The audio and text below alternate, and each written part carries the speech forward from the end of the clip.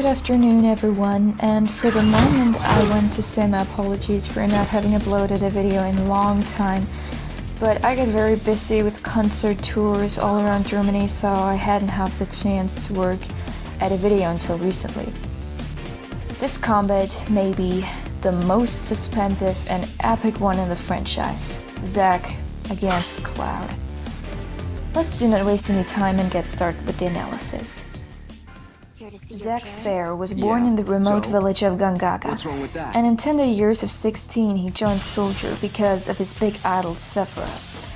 He's very talented and develops a deep relationship to his mentor Angel, who accompanies him through many missions and teaches him to always embrace his dreams and protect his honor. He quickly gets involved into the war between Shinra and Butai, and during his first missions in that, he has a reasonable chance of attaining the highest rank. But his dreams shatter soon as he realizes how the Mako energy actually hurts the planet, and Shinra is nothing but criminals who exploit the planet. Shortly after all, one soldier after another vanishes. Genesis first, and Jill, later on Director Lazard. Zack finds out that they serve a genetic scientist named Hollander, who uses them to make lethal copies. He is now Soldier First Class and is still all busy with following his friends, trying to convince them of getting some common sense. But this time he also meets the flower girl Aerith he fell in love with. He loses Angel and Hollander though during a mission in Modeoheim. Before his death, he hands over the Buster Sword to Zack, but he also wins a new friend at his side, Cloud STRIFE. They get along well. Cloud. Me and Cloud here are both backwater experts. Oh yeah!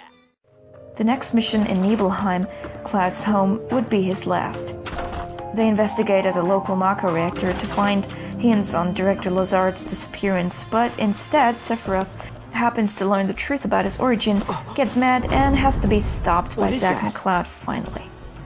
After a row of misconceptions and iniquities, Zack and the injured Cloud take flight and make it pretty far.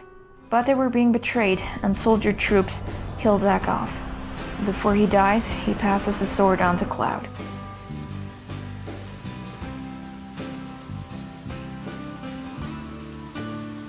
Zack fights classically, firstly with the regular two-handed sword from Soldier, which is being replaced by the Buster Sword later. But he gets creative in using weapons. He can handle a machine gun, but at a pinch a beach umbrella will do too. Due to the mere fact that he can carry a sword this heavy, he must have high skills and vigor and strength, but as we see in the cutscenes or during battles, he jumps real often and treats his weapon quite dynamically, which means he's very agile. Additionally, he can increase his stats by fusioning materia, and he's capable of using magic, including healing spells and special attacks, which get more damaging due to his level. His limit breaks are based on the modulating phase, which is somehow his thoughts or memories that encourage him to surpass himself. They can both act damaging or protecting. At last he summons S-Burst through materia. His strongest attack might be Costly or Sacrifice Punch, which takes your own HP in order to hurt your opponent. Zack is one of the most loyal and believing characters of Final Fantasy who never loses hope and doesn't shy away from giving his own life if it saves the one of a friend. Now that we're talking about, let's go on with his best friend and fellow, Cloud STRIFE. As said, he was born in Nibelheim and grows up with his mother next to the house of Tifa Lockhart. He always wanted to be her friend, but got dropped in his childhood. After an incident of Tifa and the death of her mother, he's falsely accused of having brought her into danger. He starts channeling the great Sephiroth as well and joins Soldier in order to become strong enough to protect Tifa. I already mentioned what happened then to him during his time at Zack, and when he died, Cloud walks away until he breaks together at the train station of Midgar, and Tifa finds him years after she saw him last time and introduces him to the rebel group Avalanche. He's been working with them ever since, against Shinra, and time after time he gains more friends at his side. Sid, Barrett, Vincent, Yuffie, Red 13, and Aerith, whom he has a special relationship, just like Zack had with her. All the more hard hit him her death when Sephiroth slays her with the Masamune at the Forgotten Capital.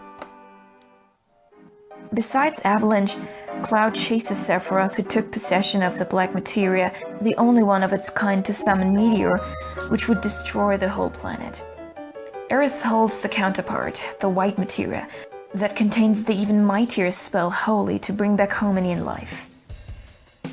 Cloud and his friends suffer a lot of painful blows of fate, especially he himself is a mess of traumas, unfulfilled dreams, and complexes. Because he didn't want to disappoint his family, he made up a story of him being with Soldier and replaces himself with ZACK, which lets him forget more and more about his former friend. Indeed, he forgets about himself, forgot who he really was. Tifa is the one who primarily helps him set things right and bring back his memory. She would always be someone to cling to when Cloud feels lonely and misunderstood. As a fighter, Cloud is essential to the team as he is by far the one with the heaviest hits. Equipped with a Buster Sword and a soldier armor suit, he's optimally prepared for offensive battle. His limit breaks are all offensive either.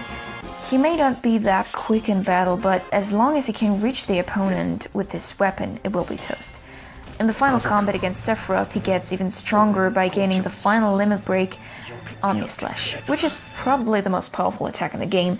According to this accessories, he can use any type of materia and its spells, but rather focuses on casting damage instead of healing. His personality is split and uncertain until the regaining of his memory along with Tifa. In reality, he is more confident of his abilities and happy to have so many friends around. He might be a loner, but at the same time he enjoys hours with family and friends. That's why he misses ZACK and Aerith so much. And he always needs somebody along who keeps encouraging him, because on his own he would permanently give in to the greatest villains, as we can see a few times in the main game and in the final battle against Sephiroth in Advent Children. Can you imagine a fight between these two iconic characters? Would you pick somebody who's definitely stronger than the other one? I doubt it, and it's very hard, but let's try to approach. First of all, ZACK had a tough training every day and has been specialized to be soldier first class. Cloud never made it to that rank. In fact, he got lost in the infantry. Still, they're both vigorous and resistant. They practically carry the same weapon and armory and have exactly the same knowledge of using magic. ZACK is a little bit faster, more flexible, innovative, and confident, but there's just something about his mind which is more willing to take sacrifices instead of taking the risk. He couldn't defeat Sephiroth after all, and Cloud did, twice exactly.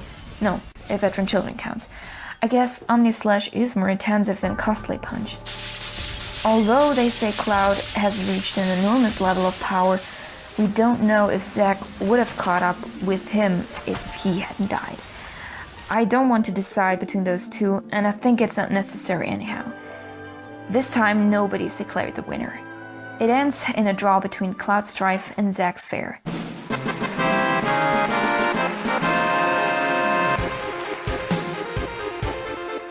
Who would you pick to be the winner? Or do you also think they're equal? Let me know in the comments. Tell me if you see him.